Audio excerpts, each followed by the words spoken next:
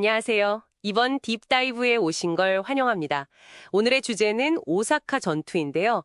그중에서도 좀 흥미로운 질문을 던져보려고 합니다. 왜 도쿠가와 이에야스는 그 강력한 대포로 사나다 유키무라의 요새, 사나다 마루를 직접 공격하지 않았을까? 이거죠. 네, 안녕하세요.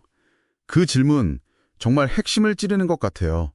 보내주신 자료들을 보니까 당시 정치 상황이나 사나다 마루의 구조, 또 이에야스가 가졌던 대포의 어떤 기술적 한계 같은 것들을 좀 깊이 파고들었더라고요. 맞습니다. 그래서 이번 딥다이브의 미션은 이겁니다. 그냥 안 쐈다. 이게 아니라 그 결정 뒤에 숨어있는 이에야스의 계산, 그 전략적 의도를 한번 파헤쳐 보는 거죠. 왜 그 비장의 무기를 바로 눈앞의 목표에 쓰지 않았을까? 이게 저희가 오늘 풀어볼 질문인데요. 그럼 먼저 배경부터 아주 잠깐 짚고 넘어갈까요? 이에야스에게 오사카 전투는 어떻게든 도요토미 가문에 완전히 제거해야 하는 마지막 단계 같은 거였죠. 그렇죠. 그 유명한 호코지 종명 사건 있잖아요. 그걸 완전 명분으로 삼았죠. 종에 새겨진 국가 안강, 군신 풍랑 문구가 자기 이름 이에야스를 갈라놓고 도요토미 번영을 기원한다면서 사실상 전쟁 구실을 만든 거죠. 아, 정말 교묘하네요. 바로 그 전쟁에서 이제 사나다 유키무라가 등장하는군요. 네, 맞습니다. 오사카성 남쪽에 약점이 있었는데 그걸 보완하려고 사나다 마루를 만들어요. 그런데 이게 최근 연구를 보면 우리가 흔히 아는 그런 반원형 보류가 아니었어요. 아, 그래요? 네, 남북으로 한 270m, 동서로 280m 정도 되는 좀 불규칙한 오각형 모양의 독립된 요새였던 것 같아요. 성 본체랑 계곡으로 떨어져서 언덕 위에 잠깐 튀어나와 있는데 이게 의도적으로 적을 유인하는 구조였다는 거죠. 아, 일부러 여길 공격하세요 하고 만든 미끼 요새 같은 거군요. 와, 유키무라 정말 대담한데요? 약점을 오히려 함정으로. 정확합니다. 그냥 방어만 하는 게 아니라 아예 적을 끌어들여서 섬멸하려는 설계였어요. 해자도 그냥 물 채운 게 아니라 50도가 넘는 아주 가파른 마른 해자였고 성벽이랑 그 해자 사이 공간에서 십자포화를 퍼붓도록 되어 있었죠. 게다가 사통이라고 그 당시 갑옷을 뚫을 수 있는 큰 구경의 총까지 배치했어요.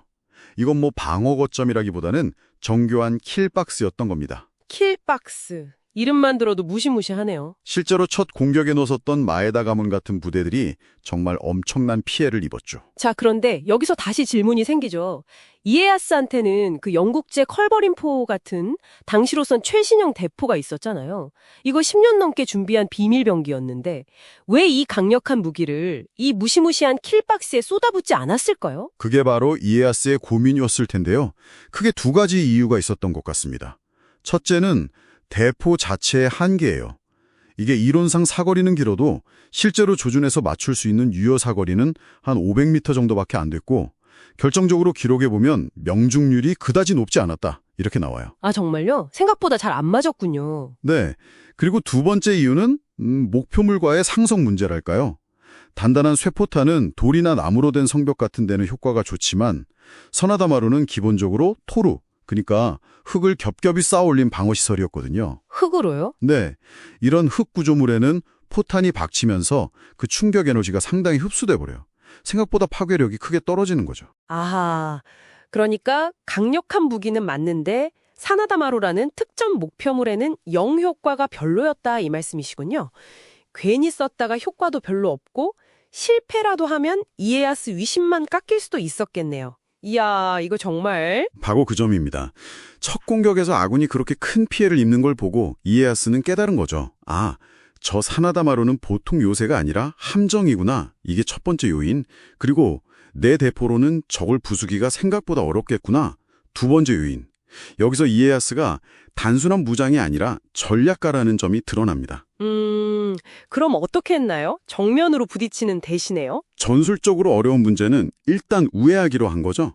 그리고 자신의 진짜 전략적 목표, 즉 도요토미 지도부를 직접 흔들기로 결정합니다. 이게 세 번째 요인이에요. 목표를 사나다마루가 아니라 오사카성 본성, 특히 요도도노 같은 수뇌부가 있는 천수각 주변으로 바꿔버린 겁니다. 아, 대포의 조준점을 옮겼군요. 근데 아까 명중률이 낮다고 하셨잖아요. 본성 포격은 그럼 효과가 있었나요? 이게 재미있는 부분인데요. 물리적인 파괴 효과보다는 심리적인 효과가 어마어마했습니다. 대포가 정확히 어딜 맞추진 못해도 그 꽝꽝 터지는 소리, 언제 어디서 포탄이 날아올지 모른다는 그 공포감 자체가 엄청난 압박이었던 거죠. 아, 그럴 수 있겠네요. 보이지 않는 위협이 더 무서울 수 있으니까요. 네, 실제로 요도도노가 머물던 곳 근처에 포탄이 떨어져서 시녀 명령이 즉사하는 사건이 발생해요. 그 일로 요도도노가 극심한 공포에 빠져서 거의 즉시 화해를 요청하게 됩니다. 대포의 진짜 위력은 파괴력이 아니라 공포였던 셈이죠. 와, 결국 심리전에서 이겼네요.